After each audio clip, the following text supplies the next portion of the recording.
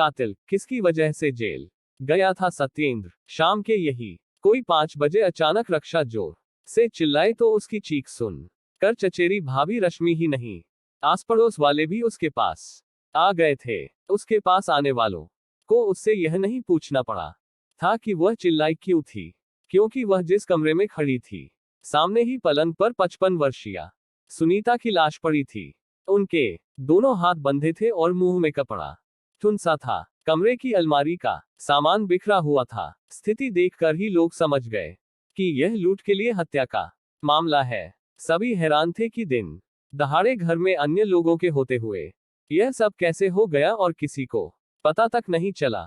किसी ने मृतका सुनीता के पति राजकुमार गुप्ता को फोन करके इस घटना के बारे में बता दिया था। आते ही राजकुमार गुप्ता पड़ोसियों की मदद से पत्नी सुनीता को इस उम्मीद से मोहल्ले के ही शांति मिशन हॉस्पिटल ले गए कि शायद उनमें अभी जान शेष हो, लेकिन अस्पताल के डॉक्टरों ने उन्हें मृत घोषित कर दिया। घटना की सूचना पुलिस को भी दे दी गई थी, लेकिन घंटा भर गुजर जाने के बाद भी पुलिस घटनास्थल पर नहीं पहुंची। मजबूरन राजकुमार गुप्ता को थाना नौबस्ता जाकर हत्या और लूट की जानकारी देनी पड़ी। इसके बाद थाना प्रभारी आलोक यादव अधिकारियों को घटना की सूचना देकर पुलिस टीम के साथ घटनास्थल पर जा पहुंचे। उनके पहुंचने के थोड़ी देर बाद ही एसएसपी यशस्वी यादव तथा अन्य अधिकारी भी घटना स्थल पर पहुंच गए। मामला पेचीदा और रहस्यमय लग रहा था, इसलिए सबूत जुटाने के लिए फोरेंसिक टीम को भी बुला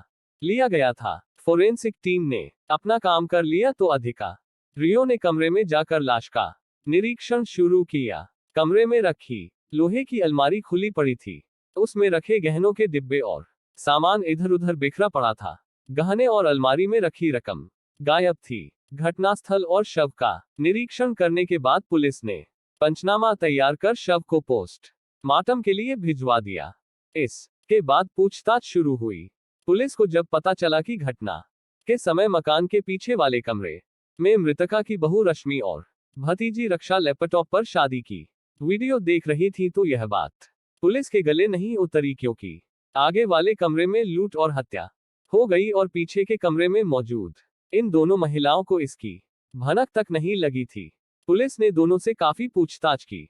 इसकी एक वजह यह भी थी कि बहू अभी नवविवाहिता थी। पुलिस को शक था कि कहीं उसी ने अपने किसी प्रेमी से ऐसा न कराया हो। काफी पूछताछ के बाद भी जब पुलिस का शक दूर नहीं हुआ तो पुलिस ने सच्चाई का पता लगाने के लिए एक युक्ति अपनाई। शक की गुंजाइश न रहे, इसके लिए पुलिस अधिकारियों ने फोरेंसिक टीम की मदद से लूट और हत्या का नाटक करने का विचार किया। नाटक करके पुलिस ने यह जानने की कोशिश की कि घटना के समय मृतका सुनीता बाहर वाले कमरे में चिल्लाई होगी तो उनकी चीख या आवाज पीछे के कमरे में बैठी रश्मि और रक्षा को सुनाई दी होगी या नहीं। कई बार पुलिस ने लूट और हत्या का नाटक करके देखा, सचमुच आगे वाले कमरे की आवाजें पीछे वाले कमरे में नहीं पहुंच रही थी। इससे पुलिस को लगा कि इस मामले में मृतका की नवविवाहिता बहू रश्मि का कोई दोष नहीं है, लेकिन भतीजी रक्षा जिस तरह घबराई हुई थी और नजरें चुरा रही थी, उससे वह पुलिस की नजरों में चढ़ गई। पुलिस का ध्यान उस पर जम गया। शक के आधार पर पुलिस ने उसका लैपटॉप और मोबाइल कब्जे में ले लिया। पुलिस ने थाने आकर राजकुमार गुप्ता द्वारा दी गई तहरीर के आधार पर उनके घर हुई लूट और पत्नी सुनीता की हत्या का मुकदमा अज्ञात लोगों के खिलाफ दर्ज करके जांच शुरू कर दी। विवेचना में क्या हुआ, यह जानने से पहले आइए थोड़ा राजकुमार गुप्ता के बारे में जान लेते हैं। राजकुमार गुप्ता 2 भाई हैं। बड़े भाई रामप्रसाद कानपुर के ही थाना विधनु के मोहल्ला न्यू आजाद नगर में रहते हैं। उनकी परचून की दुकान है। उनके परिवार में पत्नी के अलावा बेटी रक्षा और बेटा मनीष है, जबकि राजकुमार अपने परिवार के साथ कानपुर के थाना नौबस्ता के मोहल्ला पशुपतिगम में रहते हैं। उनके परिवार में पत्नी सुनीता और एक बेटा तथा एक बेटी थी।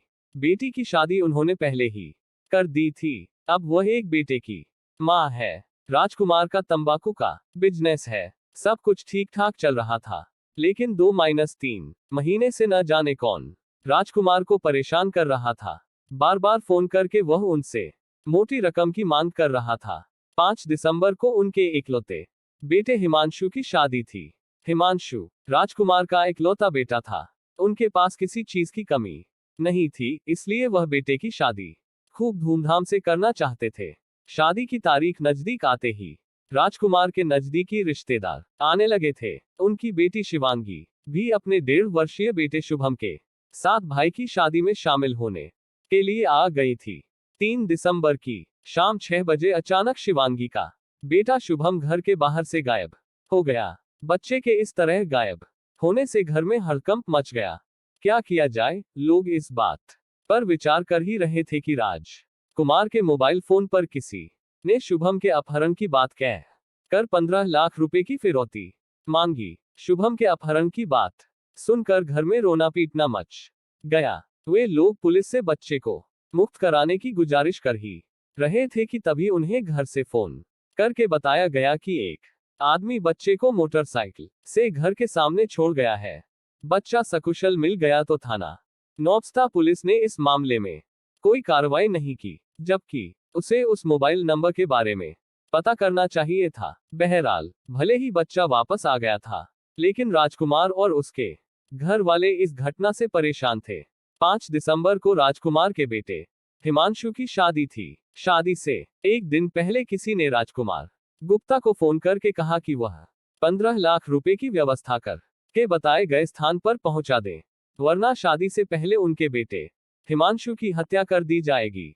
एकलौते बेटे के साथ कहीं कुछ अनहोनी न घट जाए, इसके मद्देनजर राजकुमार गुप्ता ने एक बार फिर थाना नौबस्ता जाकर पुलिस को 15 लाख की अवैध वसूली वाले फोन के बारे में बताया और अपने बेटे की सुरक्षा का आग्रह किया। लेकिन थाना नौबस्ता पुलिस ने राजकुमार की न तो रिपोर्ट दर्ज की और न उनके द्वारा बताए फोन नंबरों के बारे में कोई जांच की। 6 दिसंबर को हिमांशु का विवाह ठीक ठाक संपन्न हो गया और बहू घर आ गई। खुशी के माहौल में राजकुमार गुप्ता पूर्व की घटनाओं को भूलकर अपने कामकाज में लग गए। रोज की तरह 4 जनवरी को भी राजकुमार गुप्ता अपनी दुकान पर चले गए। घर में पत्नी सुनीता और बहू रश्मि रह गईं। मकान के पीछे वाले एक कमरे में राजकुमार की विधवा भाभी जगता दुलारी अपने बेटे सत्यम के साथ रहती थी। 1 बजे के करीब भाई रामप्रसाद की बेटी रक्षा आ गई। आगे वाले कमरे में सुनीता आराम कर रही थी, इसलिए उनसे दुआ सलाम करके वह हिमांशु की पत्नी रश्मि के पास चली गई। वहां वह लैपटॉप पर उसकी शादी की वीडियो देखने लगी। 5 बजे के आसपास रक्षा अपने घर जाने के लिए जब बाहर वाले कमरे से हो कर गुजर रही थी तो अपनी चाची सुनीता को बेड पर घायल पड़ी देख चीख पड़ी। उसी की चीख से इस घटना के बारे में पता चला। पुलिस को पक्का यकीन था कि इस वारदात में घर के किसी आदमी का हाथ है। ऐसे में पुलिस की निगाह बार बार रक्षा गुप्ता पर जाकर टिक रही थी, लेकिन बिना सबूत के उस पर हाथ नहीं डाला जा सकता था, इसलिए पुलिस सबूत जुटाने लगी। मामला गंभीर था, इसलिए एसपी यशस्वी यादव ने इस मामले के खुलासे के लिए एसपी ग्रामीण डा Anil Mishra, CO Rohit Mishra, crime branch प्रभारी संजय मिश्रा और थाना नौबस्ता के थाना प्रभारी आलोक कुमार के नेतृत्व में 4 टीमें बनाई।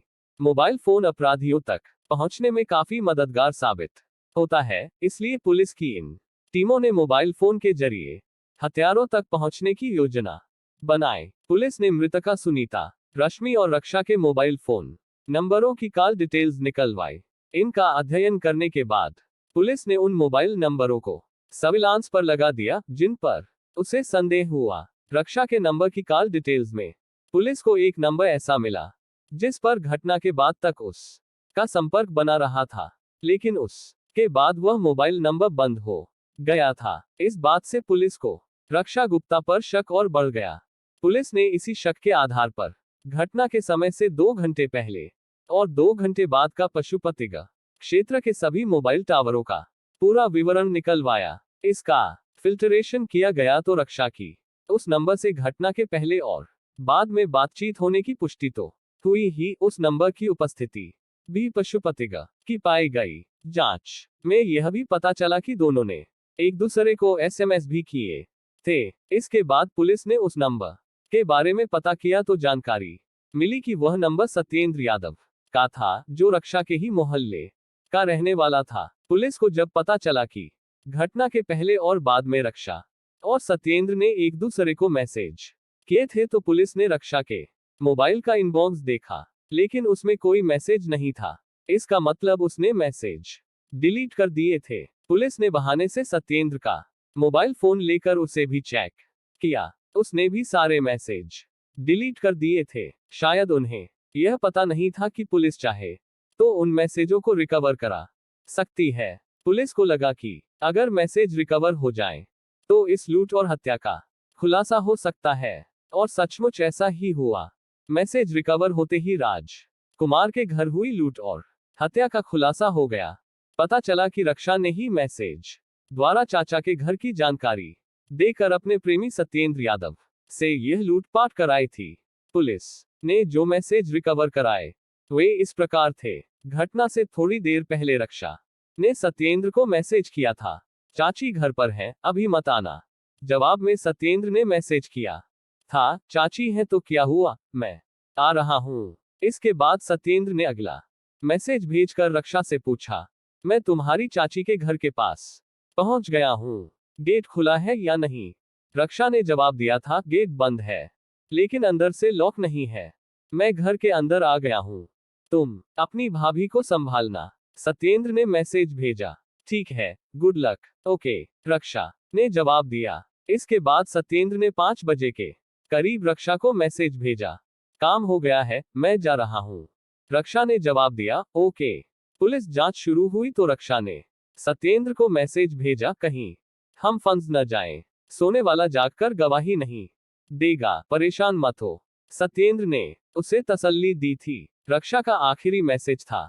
नौबस्ता पुलिस के साथ क्राइम ब्रांच की टीम भी आई थी। एक मोटा दरोगा मुझे घूर रहा था, लगता है उसे कुछ शक हो गया है। सुरक्षा की दृष्टि से सत्येंद्र और रक्षा ने फोन से बातचीत बंद कर दी थी।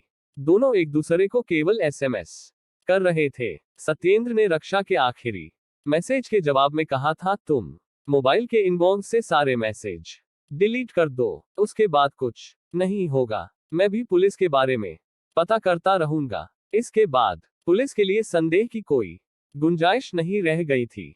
उसे अकाट्य सबूत मिल गए थे। पुलिस 6 जनवरी 2014 को रक्षा को उसके घर से हिरासत में लेकर थाना नौबस्ता ले आई।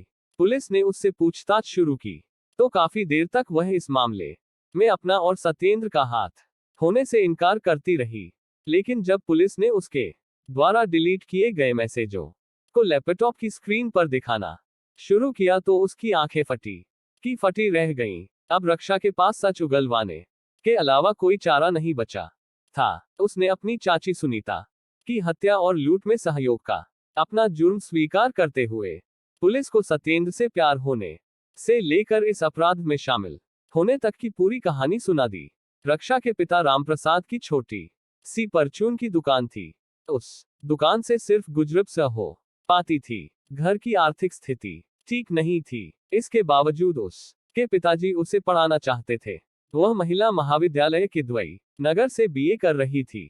वह पढ़ने में ठीक थी। 2 साल पहले कोयला नगर की रहने वाली एक सहेली के यहाँ उसकी मुलाकात सत्येंद्र यादव से हुई तो वह उसके प्रेम में पड़ गई। सत्येंद्र यादव भी कोयलांगा के ही रहने वाले अमर सिंह का बेटा था।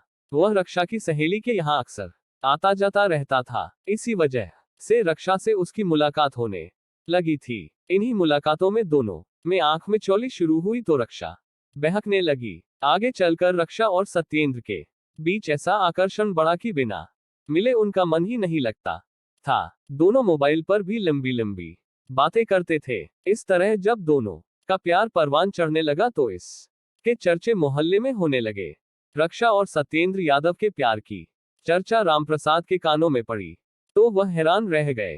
कॉलेज से लौटने पर उन्होंने बेटी से सत्येंद्र के बारे में पूछा तो उसने बिना किसी झिझक के सत्येंद्र से चल रहे अपने प्यार की बात स्वीकार कर ली।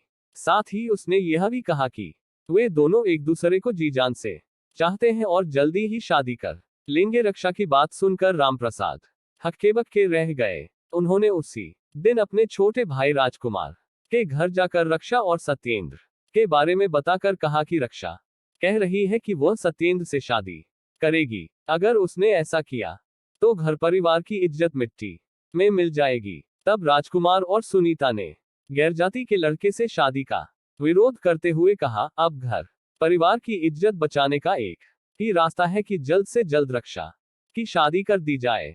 लेकिन मेरे पास अभी इतने पैसे नहीं है कि मैं इतनी जल्दी की शादी कर सकूं। रामप्रसाद ने अपनी आर्थिक तंगी बताकर हाथ खड़े किए तो सुनीता ने लखनऊ के एक लड़के का पता देकर कहा, आप वहां जाकर शादी तय कीजिए। शादी तो करनी ही है, हम लोग हर तरह से इस शादी में आपकी मदद करेंगे।